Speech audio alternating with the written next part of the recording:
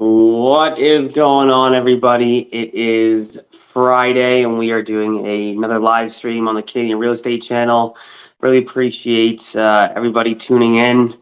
A lot's changed in the market. We usually like to come on here to talk about what's happening with the market, changes that are happening, and different products and services that are out. As things change, it's important for us to jump on here and go live to be able to interact and to be able to connect with all the followers on here.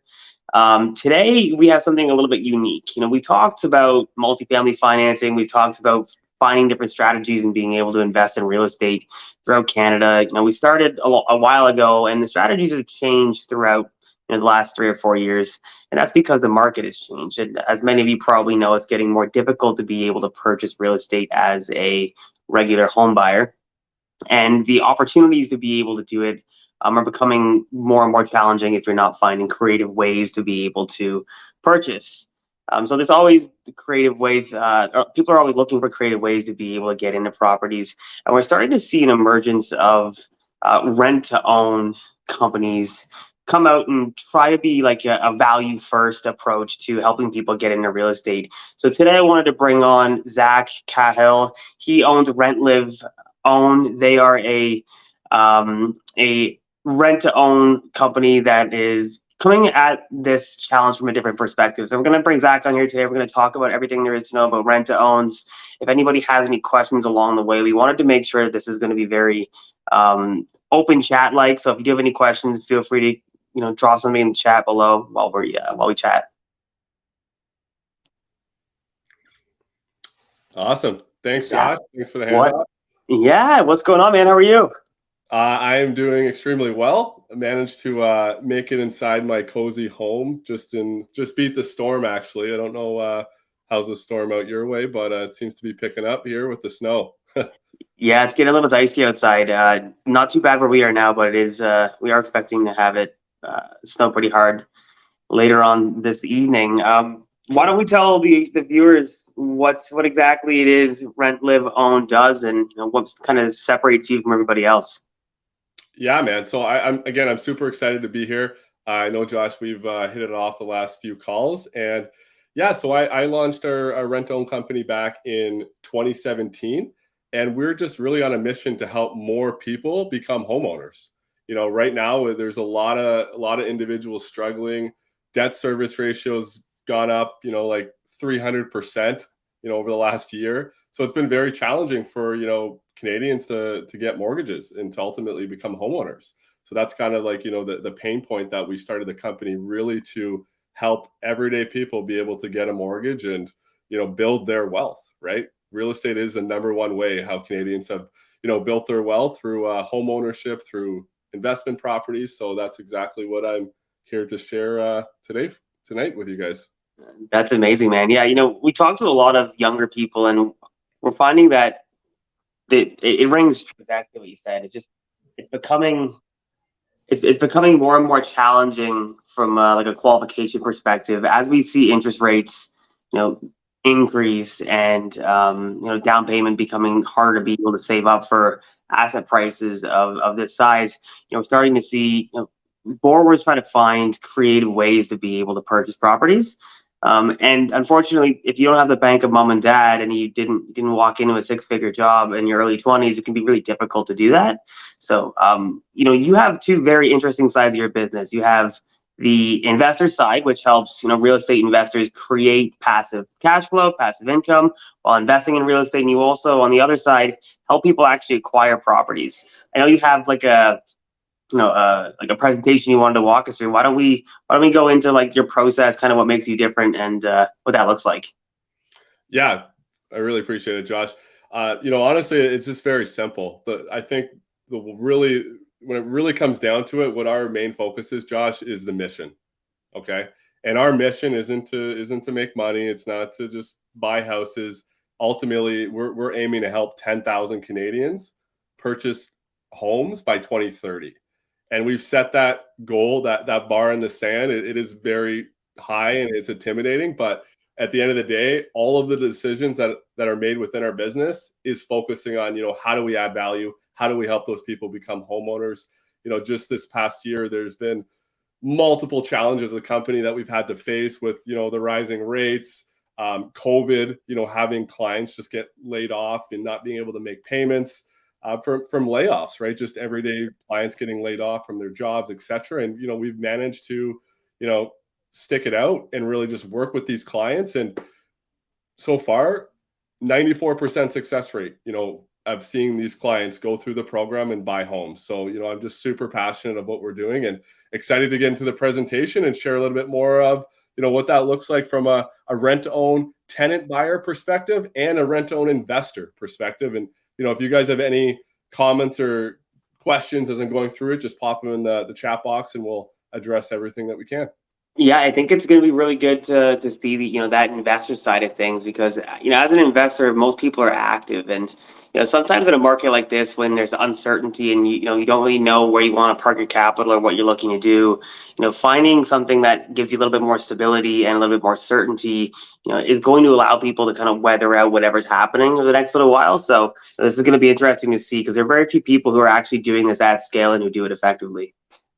Yeah, exactly. And just chiming in on that, right? It's hard to find cash flow in a market like this. So just one strategy that I'm super passionate about and ready to share with you guys. Perfect. Let's pop it up. All right. Give me 1 second here. Perfect.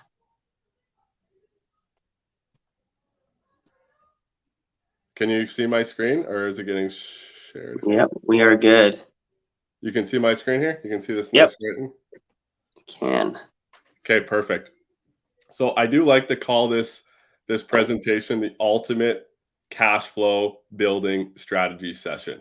And the reason for it is I've really yet to see another strategy in real estate that provides the amount of cash flow that rent to own does to an investor. And just to share a little bit personal story about myself, I actually got started in real estate back in 2017. At that time, it was actually more of 2015 is when I started learning and taking in all the podcasts, the books, etc. And I was sold on the dream to do BRRRRs, and I'm sure many of you guys were, and you've heard of this strategy. And we bought a 6-unit apartment in Sudbury. We added a 7th unit, excellent BRRRR, like textbook. Lots of mistakes made, but it was still a success. But after refinancing that property, 8 months later from purchasing it, getting pretty well all of our money back, we noticed right away that the cash flow wasn't consistent. Okay. First month, up $1,000. Next month, up 500. Third month, we're down $2,000. Right. And at this time, I was working full time as a paramedic, trying to leave my paramedic job to pursue real estate full time. And I quickly realized this strategy of BRRRRs wasn't aligned with what my goals were as an investor, which was monthly cash flow. Right. It was great for the wealth building. So with that being said, that's how kind of I got into this strategy, because I was looking for more cash flow, right? Cash flow is king. I'm sure you guys have heard that before. So, continue to invest in the BRRRRs in the multifamily model. We're up to close to 90 units right now, all in Sudbury. But at the same time, I was purchasing the rent to own properties and developing that business. Okay. And the rent to own, to be honest, Josh, that's what allowed me to quit my 9-to-5 job. It wasn't the 90 units in the multifamily. It was actually owning rent-to-own properties. Okay, so just wanted to give that little bit of background of how I got into this strategy, and I'll get through the presentation now. Sure, yeah, Zach. I think we're having a little bit of technical difficulties. I don't see your screen here. Let's see if we can try that one more time. Okay, hold on here, guys. All right, perfect.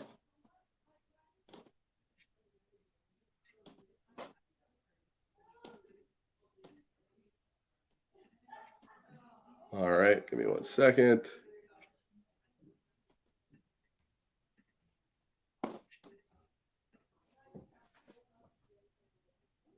All right, anything shared on this point now? All right, let's take a look here.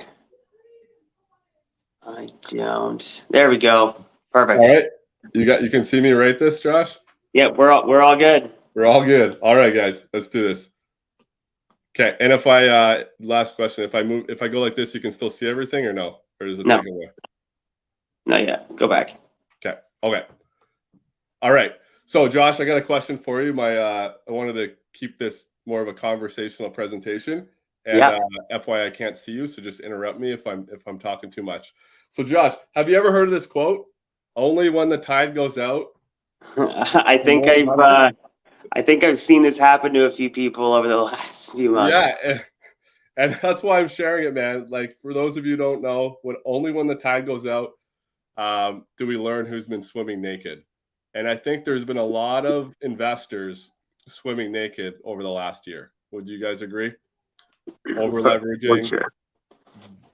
Taking, like, just not analyzing deals correctly. And now with the interest rates making the shift that they did, it's leaving a lot of investors exposed. Okay. Without a doubt, yeah. I think the only ones that we've really seen that have had some serious issues over the last little while has been the people who are overexposed. So whether that was taking on too much risk or taking on too much leverage, when the tide does go down, and it will, we're in a cyclical market. It does expose the people who have maybe a little too much exposure in a market. Definitely, and we've seen that firsthand. Multiple companies just going under.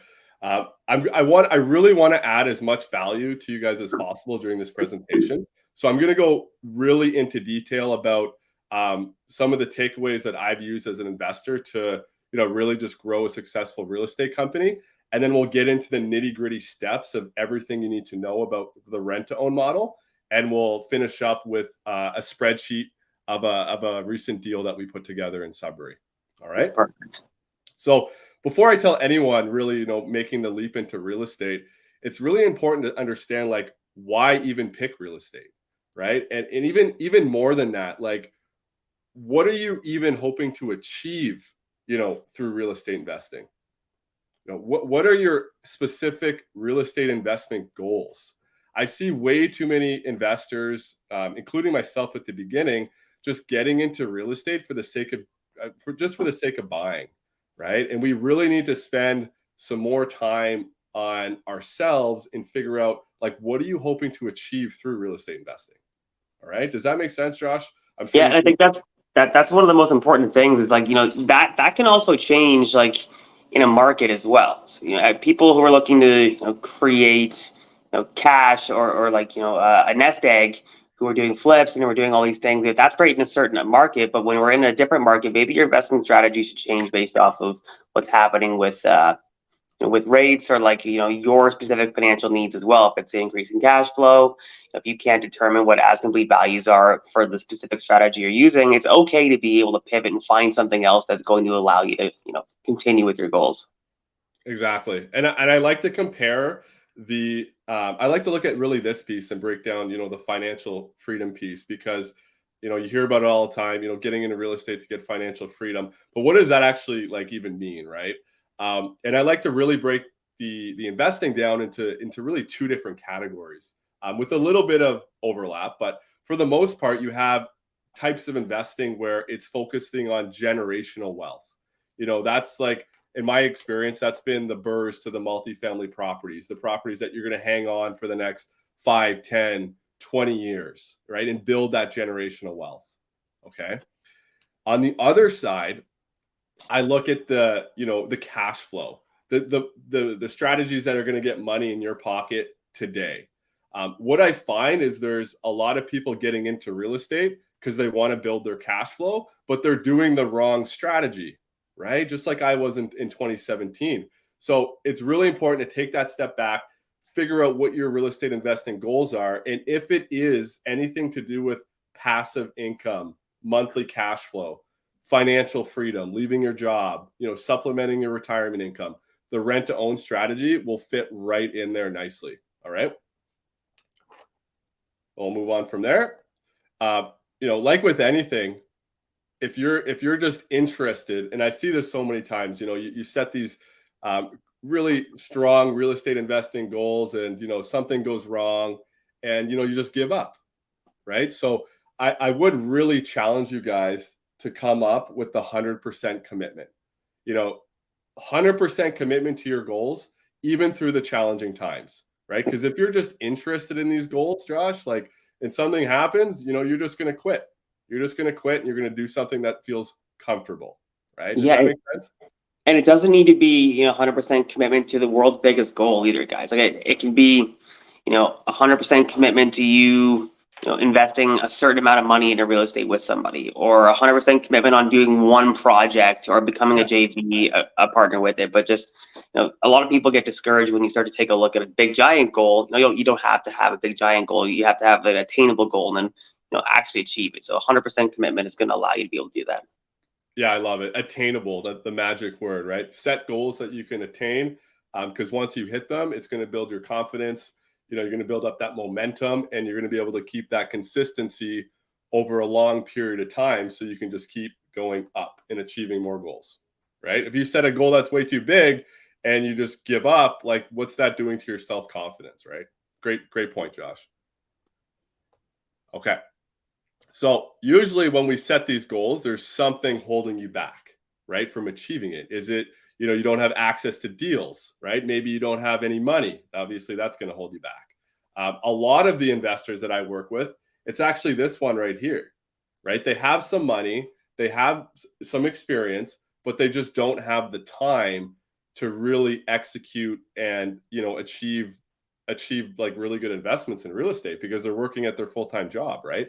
So a lot of the investors I work with are working, their full-time jobs, and they just really just don't have the time that is required to be a successful real estate investor. Okay. What do you think is the most one you see, Josh, in your line of work of, what's holding people back from their next investment, their next purchase? I think that those are all viable, excuses, I would say. I think that each one of them can be mitigated by finding a solution. I think money is abundant. Experience can be leveraged, and time can be made. So yes, I think those are all things that I hear of reasons to why you not invest in real estate. But there are also things I hear as to why you haven't achieved the goals that you wanted to set out for yourself. But most of the time, it's one of those three things. I love it. We're taking it to the next level. 100% responsibility, right? So cool, man. Excellent. So I'm not going to get too much on this slide. Honestly, it's just going to skip that one over. But just kind of like a little bit of a roadmap on my journey as an investor, because I'm going to refer back to this a few different points, because I really do want to add some value here. That's not just talking about RTO. But as you can see, started off with my 6-unit BRRRR project in 2017. 2018 was when we first started the rent-to-own company. So January 2018, we closed our first 2 RTO deals. That's how I was up to 9 doors with the 7-plex and the 2 RTOs. 2019, this is the year of learning, to be quite frank, between buying bad deals, not having really focus, because I was doing conversions, I was doing rent-to-owns, and I was doing a flip, all by myself, right, with no team. And there's a lot of red flags that you probably just picked up on in that share. So I'm not going to spoil the thunder there and tell you how I managed to get out of that. I'll talk about that in a little bit later. But you'll see from 15 doors to over 60 doors, in 1 year, from 60 to over 100, from 100 to over 200 in 2023, right? This stuff is possible, guys. It is possible to do this. All right. Before I get into like the 3 pillars of our investment model and really how I was able to leapfrog these amount of doors, I just want to share a few case studies from investors that I'm actively working with. Okay, just so that you guys can really relate with some of these gentlemen. So BJ was actually one of my first investors in 2018. All right, he was the type of guy that he had the money, he had some experience, but he had no time. Right, he's working the full-time job, like working tremendous hours, got a young kid at home. He just doesn't really have the time to, invest into active real estate. Okay. So BJ and I, we ended up purchasing 4 of these rent-to-own properties together at one time in 2018 and 2019. And, he was earning cash flow over $3,000 a month. And I'll emphasize that he's never been to the market where he bought the houses in Sudbury. He's never seen any of his properties. He's never met any of the tenants or spoken to any of the tenants, right? Like, wouldn't it be nice to be able to invest like that and still earn cash flow? For sure. And I think, you find investors, or at least for myself, we find investors come to us saying, I want to have cash flow. I want to retire. And, they decide to go buy 10 duplexes, and that's their mission, to go buy 10 duplexes, trying to beg, scratch, and steal to be able to get the down payment to go buy these duplexes. And then, as you said, something goes wrong, the boiler changes, you got to change the roof, whatever happens, you end up having not, you don't get the actual intention or the intended results that you're looking for. Whereas if you're looking for cash flow, there are many different ways to being able to invest in real estate without necessarily needing to focus on owning doors. Now, there's obviously advantages of owning real estate, as everybody knows who watches this, but dialing in on what exactly your why is, or why exactly you're investing in real estate, is going to determine what type of strategy you're actually looking to invest in. Like, private lending, for example, that's high cash flow, no appreciation, or, rent to own, which is mid, appreciation, high cash flow. There are definitely ways to do it that are going to allow you to get there a lot quicker than what you'd normally have. Yeah, no, and I love that example of like the 10 duplexes, right? Because that's 20 units, right? And on average, what's a unit cash flowing? $100 a month, in these types of buy and hold investments. So 4 RTO properties are essentially outperforming the duplexes from a cash flow perspective, right? A lot of liability, a lot of headache, a lot of there's a lot of things that go along with owning a portfolio that size too, right? So just yeah. Cool. Next share is Jeanetta. Lovely investor. Honestly, I love working with her. The difference between BJ and Jeanetta, one difference is BJ, all of his projects have actually closed out. So we've actually closed out 100% of these projects, where Janetta's projects are actually still active. So again, a newer investor, does have 4 projects. Another big difference of Jeanetta, and this is why I included her in here, is because Jeanetta actually did 2 rent-to-owns. The first 2, she invested all of her own money and also qualified for the mortgages on the first 2 deals. All right. The next 2 properties, because she was talking, within her network, within her family and friends network about real estate, about investing, she ended up finding one of her best friends to invest with her on 2 more rent-to-own projects. And the other 2 that they did together, Jeanetta qualified for the mortgage and her partner invested the capital. And the reason I share this, guys, is because there is an option to get creative here and to use other people's money to invest into this strategy, right? I see too many people really trying to plan out their exact journey on how they're going to get to their retirement. If Jeanetta would have done that, she wouldn't even have bought the first rent-to-own property with us, right? So, and now she's up to 4. So just a little bit, just sharing with you guys, so what's out there, what can be done, right? Actually setting up deals in a passive investment without even using your own money, right? Pretty cool. For sure. Last case study before we really get into it is Melanie. Okay. So Melanie's story really hits home for myself because it's similar to my first purchase of the 6-plex property in Sudbury. Again, Melanie wanted to get into the buy and holds, the longer term investing. She was analyzing triplexes that looked on paper like they were going to cash flow. And I'll tell you what, the performance that you guys read when you get a deal sent to you, that's only 20% of the story. The other 80% is actually executing on that project. Okay. And because she didn't take the time to do the proper due diligence, buying a property sight unseen, had some tenants that weren't really taking care of the property. Within our first month of owning this thing, you had tenants flushing things down the toilets, sewer backups, the deck on the back needs to be replaced. That's $20,000.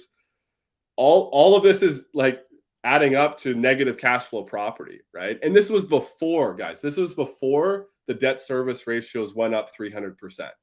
And she was already negative cash flow. This is very common right now with people purchasing these smaller multifamilies and really just bleeding money every month through maintenance, tenant turnover, tenant negligence, and just your mortgage payment, right? For sure. I think there's a lot of information out there about the benefits, but talking about some maybe the exposure, I guess, is what we were saying before, to additional liabilities that you may not think about. Now, as an investor into like RTOs as well, like you still technically are qualifying for the mortgage. You still have a tenant there. Like you still are. Now you have somebody who's managing obviously the situation for you, but there are still implied obviously risks associated with this. Yeah, definitely. And we'll share that. So the biggest one here, guys, is like, these unexpected expenses, they kill you. They really do kill you with the buy and holds. It is very challenging to like, hit that $2,000, $3,000, $4,000 a month in passive income using a typical buy and hold model, right? The next property that Melanie and I did, like the next property, she actually worked together with me. It was a rent-own, right? So is actually I want to share next a little bit about our mission, and then I want to share the three real pillars that help us be successful. So as I mentioned earlier, Josh, you mentioned what helps us set us apart. 100%, man, it comes down to the mission. We are just so mission focused to help people become homeowners.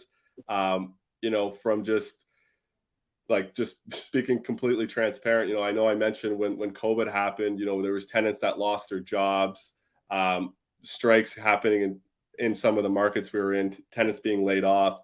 In some of these cases, Josh, Rent Live Own, our company, was actually paying the mortgage payments, paying the rent payment to the investor when the tenant wasn't. Okay. We are just so invested in relationships. And as you get more into this, you'll see is, that's our goal, guys. That's how we measure a company's success rate. It's not by how much money we make or, how many partnerships we have. It's all in the success rate of our tenant buyers. Okay. So that's what we're here for. 100% mission focused. All right. I love that. I think that, the company or the firm that you work with, the lawyer that you work with, the people that you work with, it's important that they're also aligned with your values as well, guys. I work with a lawyer who has the same values as myself. I operate a business based off of, the values of being able to add value to everything that we do. So if you're working with somebody who's going through that approach, obviously you're investing with somebody who cares about the numbers. The numbers mean something. Like it's important to give a return on an investment to somebody, but knowing that you're working with somebody who's coming from a place of value or a place of caring with that deeper why than just a dollar and cents, is going to allow you to get further. You're going to see your investment actually multiply because you're working with people who are operating at that level. And it boils down to even the type of tenants that you have, how you treat people, like the entire process. If you start working with a power team that is focused from their why and not necessarily from dollars and cents, it goes a long way.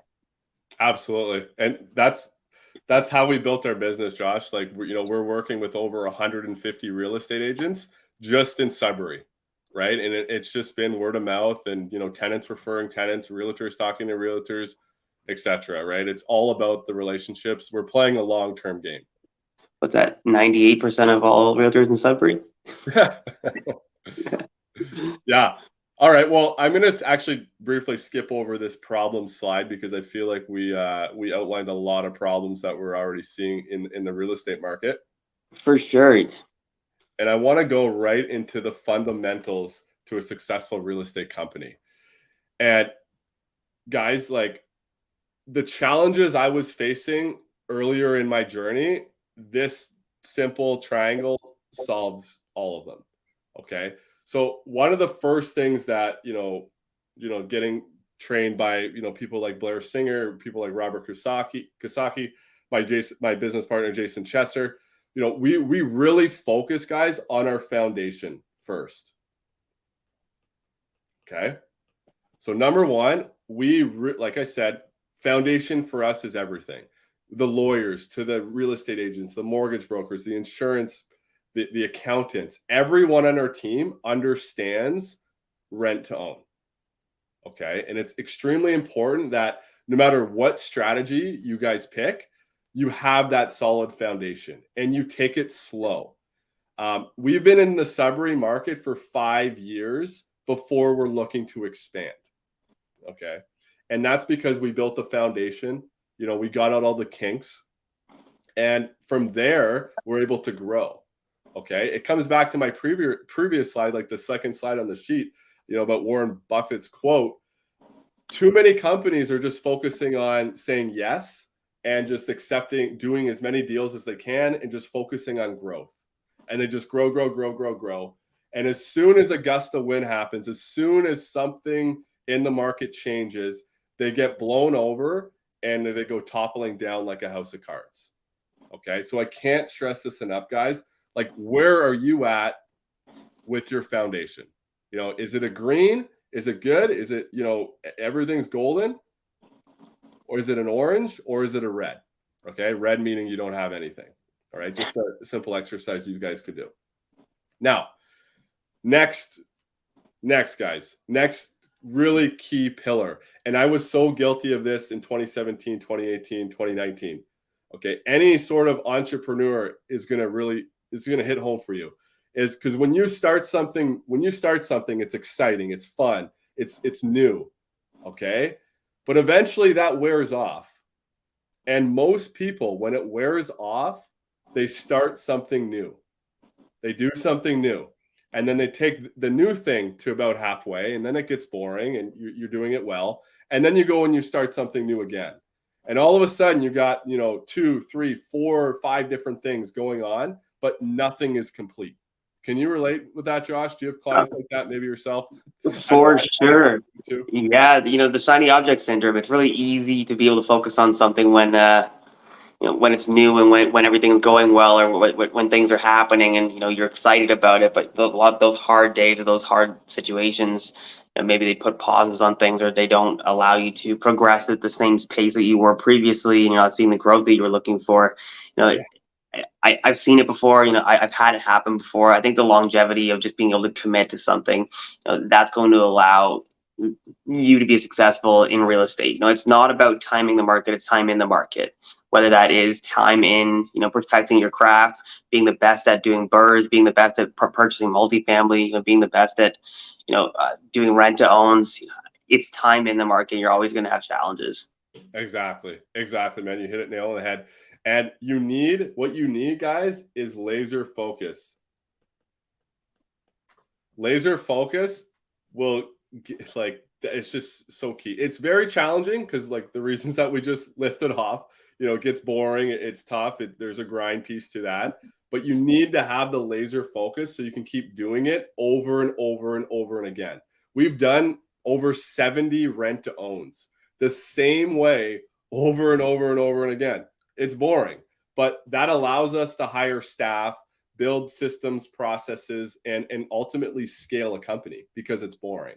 If your investment journey is exciting, you should try to tone it down and make it laser focused and get to a point when it actually is boring. Okay. Great share, Josh. Appreciate it. For sure. Last, but certainly not least, and again, this comes back to my personal journey. 2019, I mentioned we had that flip property that ended up losing tens of thousands of dollars. And it took, I don't even want to say this, it took about 18 months to complete by the time we closed the last permit. It was an absolute nightmare. And it's because we didn't have the foundation. We didn't have the laser focus. But most importantly, we didn't have the exit strategies. Okay. So whenever we're entering into a deal, guys, we need to have the plan A, the plan B, the plan C, the plan D. All right. I see too many people, including myself, especially last year in January, February, getting into these flip properties, and they only have one exit strategy. It's you're going to buy it, you're going to fix, and you're going to sell. Right. Well, what happens if that doesn't come to light? Right. So, the reason I just really behind the rent to own strategy is yes, the option number one is selling the house to the tenant buyer and making them a homeowner. But if that doesn't happen, we have another 4 or 5 exit strategies that we can be doing to the properties. All right. So you really need to think about what's your exits when you get into any deal. Okay. Make sense? For sure. Yeah, for sure. Zach, why don't we talk a little bit about as an investor, why is rent to own so lucrative? I mean, we hear about it all the time. We hear, you hear from people about obviously the cash flow, but why don't we dive into the numbers and take a look and see, as an investor, why would I actually invest in this? How does it make sense for me? Okay. Can I just go right to the numbers? I'll just scroll down. Yeah, let's do it. Yeah, let's do it. Let's crunch some numbers. Okay, let's do this. If anybody's wondering, there's a multi-step process involved in being able to manage and go through, picking the person. And Zach's company does a phenomenal job of being able to, put people together. Whether it's, if you are the right investor and you're the right person for the actual do the rent to own, they have a phenomenal process that is extremely detailed that makes sure you're a good fit for the actual investment. I appreciate it. So yeah, like just to give you guys an idea, we're talking about 400 to 500 people are applying to our rent to own program every single month on our website. And out of that 400 or 500 people, around 1 or 2 are actually getting approved on our program. So it's very vital, like how we actually screen these clients. That being said, I'm just going to dive right into the numbers here. You can see my screen, okay? You can read these? Yeah, for sure. All right. So this is a 250. But before we get into the numbers, Zach, why don't you 30,000 feet up in the air? Why don't you explain to people how rent to own works? Like as an investor, like how would I even start? Like where does that begin? Yeah, great question. So again, just backing up a little bit, and I don't know if I should stop my screen share, but yeah, just backing up a little bit, Josh. Like it's really important that our investors understand their why, and so that this investment strategy aligns with them, right? Like that's what I'm really trying to get across. It's a specific investor that this really can help. Okay. So once we've kind of cleared that up and, you want to move forward with the rent to own investment, we're constantly, generating, really just getting, like I said, applicants of people that are trying to buy a house. They're trying to get a mortgage. They're trying to set some roots for them and their families. And they just can't get a mortgage, Josh. They're declined because, maybe they don't have enough down payment, right? Maybe their debt service ratios are off. It is like a worldwide phenomenon, right? Like as people make more money, what happens? They spend more, right? And really our government and our school systems, like they have absolutely no education for this type of thing. So there's just a lot of people that are in this pickle where they can't purchase a home. Even for someone like myself, Josh, that just, ended up quitting my job a few years ago. And when I made the transition to full-time real estate, I actually couldn't get a mortgage with an A lender, right? Because I didn't fit the cookie cutter guidelines of the bank. New immigrants are also a phenomenal one, like new people moving to Canada, new entrepreneurs starting their, self-employed businesses, etc. There's a lot of people out there right now that they're just being held back and they can't get a mortgage and they need support. And how we support them is simple. We're going to go through the numbers in a second. But once they're qualified, once that tenant buyer is qualified on our program, the investor basically buys the property for them. And we're going to talk about that in a sec. But the investor, buys their property for them. They rent it off you for the next 3 years and then buy the house back from you, right? And I'm going to go through more in detail right now. But at a high level, Josh, that pretty sums it up for you. So essentially what happens is, you find an extremely qualified buyer, a motivated person who wants to buy a house.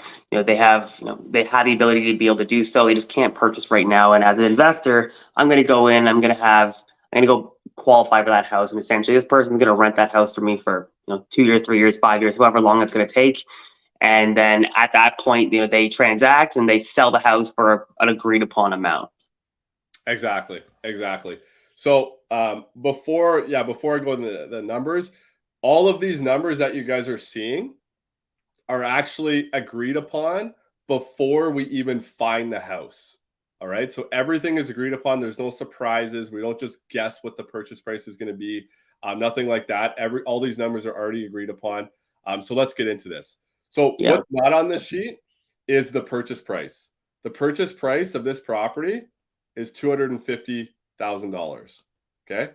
So we are still definitely buying properties for $250K.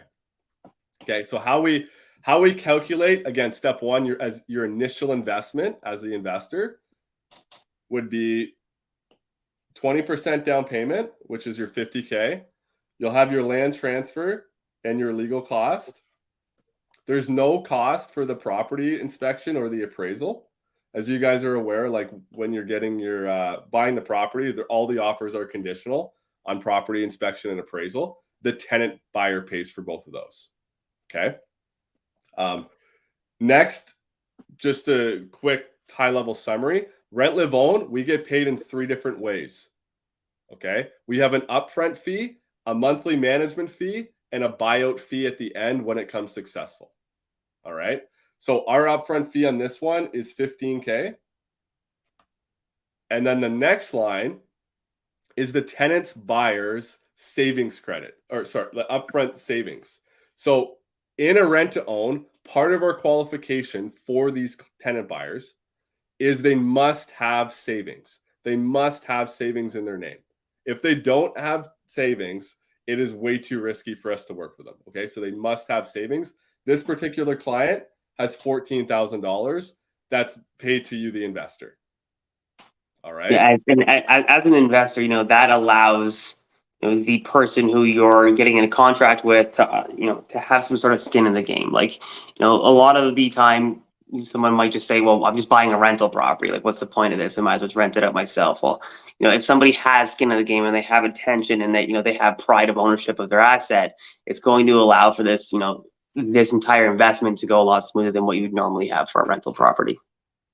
Exactly. This is like a big piece of, like, you know, even though we still technically are under like the tenant laws, the landlord tenant board, et cetera, it doesn't actually feel like it because of this down payment that they're giving us, right? Like, they're just a highly motivated tenant buyer that just wants to buy a home. So the net investment of this one, guys, is the $55,725.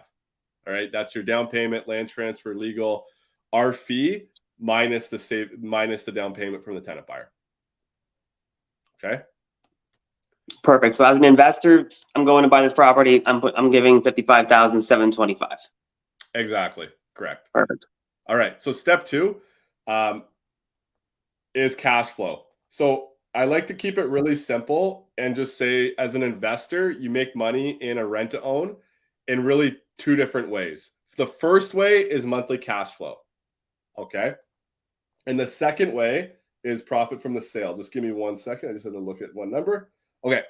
So how we do this is simple. The first number I want to break down is the $2,350. That's the total money going into the investor's bank account every single month. Okay. How we get that $2,350 is from 2 payments. We have the rent, which is $2,100. Again, $2,100 rent on a $250,000 property. These are the types of markets we're investing in. Very high cash flow. Okay. The next is I wrote down the AOC. That's just fancy terminology for a savings credit. Okay. The savings credit is $250 a month. All right. So each month you're getting $2,100 and you're getting $250. The $250 is going to go with their initial money that they gave us, Josh. It helps save them even more money than the initial $14K that they started with. And that amount is essentially that person's down payment to be able to close on the property at the end of the term, correct? At the end of the term, correct. Perfect. Correct. However, if they leave at any time, unfortunately for the tenant buyer, it is non-refundable. It's only like I said, it's only happened like 6% of the time. Won't go too much into that, but the investors are highly secured because of this AOC payment and because of this $14,000 down payment from the tenant. All right. So rent and credits collected $2,350. You're paying your mortgage. You're paying the property management fee to rent, live, own, which is typically around $300 to $325 a month for all of the services. So just to kind of sideline for a sec, we do all of the credit management, the financial training with the tenant buyer, as well as all the normal property management duties like the rent collection, etc. So it's just really to make it turnkey for yourself. So this is a complete hands-off investment. Exactly. So we're really a glorified property manager because there's a lot more we need to do. This is just a flat fee as well. It's not based on rental income or anything like that. Okay. So first mortgage is paid, property management, property tax, and then last one is the insurance of $120, leaving just under $400 in monthly cash flow to the investor. Okay. The big thing here, guys, is there's no maintenance, repairs, capital expenditures, vacancies, rentals, like pest control. All these other things would be on, like a multifamily analysis spreadsheet. But with a rent to own, it's very streamlined. The tenant pays for all the utilities, any rental equipment they pay for, and they take care of all the maintenance or updates to the property, right? It's amazing. Speaking from experience. Any questions on this one, Josh? No, definitely not. No, not at all. Okay, so that's the first way we make money. $390 for 3 years, I believe, on this guy is the $18,000 over 3 years from cash flow. And then on the year 3, that's when we sell the house back to the tenant buyer. Okay. And this is when you first sign up a tenant buyer, you agree upon a sale price based off of projected appreciation year over year on the house, correct? Correct. So we bought the house, if you remember, for $250K. We're going to sell it for $304. Okay. So we build in 5% appreciation a year. Okay, to all of the deals. So they're getting the appreciation, you're getting the cash flow. All right. So projected 3 years in the future, we'd sell the house for $304,000. You, the investor, would pay off your mortgage. You would get your initial investment back, okay, of the 55.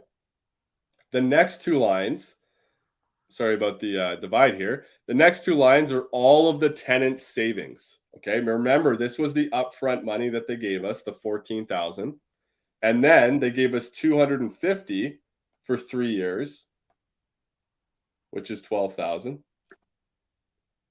So after 3 years, you've saved them $14,000 plus $12,000. The tenant actually has $26,000 of savings. Okay. Another reason, Josh, why we need to be mission first and integrity is everything in this company and business is because a lot of people will actually set up these clients to fail so they can take their $26,000. Like I said, that's definitely not how we roll. This 26 is refunded to the tenant buyer on closing day when they buy out the house for $304. They use this $26,000 as their down payment to buy the house for $304,000. Okay. And it's not like you physically are giving the money back. It's credited off the sale price. Okay. From there, you're going to have two more line items. You're going to have your closing costs, which is your legal fees to sell the property. And you're going to have the successful buyout costs to rent, live, own, as long as it's successful and we, put the deal together, leaving you with profit just under $20K when you sell the property after the 3 years. And that number, that $20,000, that isn't included. That doesn't include your cash flow that you made throughout the last 3 years. Exactly. So when we're adding up, just a quick summary here for you guys. We're adding up the cash flow profit of 18, the profit from the sale at 19, total profit on this deal for the investor is 38,000. Okay. Our benchmark for our investors is on this line here. The annual ROI that we hit on each and every deal for our investors on every single one is minimum 17%. Okay. And that's based at a mortgage rate of 6.2%. So as rates go down, as fingers crossed, we should be able to make a little bit more profit from this deal. However, the numbers are still phenomenal in my opinion, right? We got 8% cash on cash, just under $400 in cash flow. I do apologize. There was one error that I made on this deal, Josh. This was actually a 4-year deal, not a 3-year, just to correct that. But yeah, from the most part, it's pretty basic summary. Yeah, 17% is no joke. I mean, there's a lot of people who do, risky second mortgages who APR out at 17% annually. This seems, if somebody's looking at an investment like this, it's less capital invested, and decent return on investment, depending on obviously what your expected return is going to be on your invested capital. Absolutely, man. And this is the package that we send out to our investors that are on the investor list. I did skip over the first page, but the first page would actually have like the photo of the tenant buyers and a little bit more information about them. So you can really build, like a personal connection and like you're actually helping someone become a homeowner, right? And making 17%, really worst case scenario. So yeah, man, I'm just phenomenal and I'm just super passionate about this. Yeah, no, it's amazing to see. I think that as we start to see, hopefully everything recover, we start to see people or investors look for opportunities again. One of the obviously challenging parts of the rent to own, we always talk about the good parts, but the challenging part is going to be you have to qualify personally, right?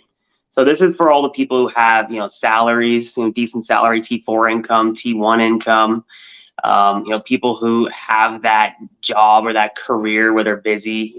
This is a phenomenal alternative for people to be able to, make crazy returns essentially while being decently safe and understanding who their tenant profile is. Most of the challenges that I see in my end when I talk to investors is the landlord tenant board. I'm having issues with my tenants. If you go through a thorough screening process, and you have a hands-off investment that's at 17%, very few opportunities are around that allow for that type of investment. And it's great to see as we go, or we're in a market that is decently challenging right now to make a return, that there still are opportunities out there that are less risk averse than some other opportunities. Absolutely. And I just love it how you brought up the second mortgages, right? So just a great alternative investment. Even just talking about this again, because it is about financing RTOs, I've actually even had luck, Josh, getting commercial mortgages on some of my properties because the income is so high. They actually are still approving me at 80% loan to value in some cases, and it's crazy. For sure. I think the strategy behind it, like if you're looking at secondary markets, you're looking at Sudbury, you're looking at Chatham, you're looking at these places that have high income, and you're looking to do this strategically, whether putting it in a corporation and doing it that way or whatever that might look like. There are definitely ways to do it if you're able to leverage a certain geographical location and understand that the debt servicing coverage ratio for that area is going to work for your investment strategy. I think that's more or less sitting down with the mortgage broker and also sitting down with yourself and understanding what market they want to invest in based off of kind of what their total income looks like. Cool. Yeah, Zach, if people wanted to reach out to you, man, how would they go about reaching out to you? Yeah, appreciate it, Josh. I'll broadcast my actual cell phone over here. So the best way is text. It's 705-562-9518. You can email me at my first name, Zach, at rentlivenown.ca. And I'm sure you guys can see me on Instagram or Facebook too. Yeah, guys. So if you guys didn't catch that, it's all going to be also down below in the comments. So if you guys want to reach out, give Zach a call. Really easy to get along with. I've had many calls with him. He picks up the phone. He actually answers. The guy stands by what he says. He's out on a mission to help 10,000 people get into homes over the next, I guess 7 years. And let's help him do that. If you guys are looking for an alternative way to invest in a market, I don't get paid for this. I'm not I'm not on salary. I just think it's a phenomenal alternative to what we're seeing in the market right now. So if you guys have any questions, give Zach a call. He knows what he's doing over there with his team. Perfect, Josh. I appreciate it. Yeah, take care, guys. Thanks for tuning in. See ya.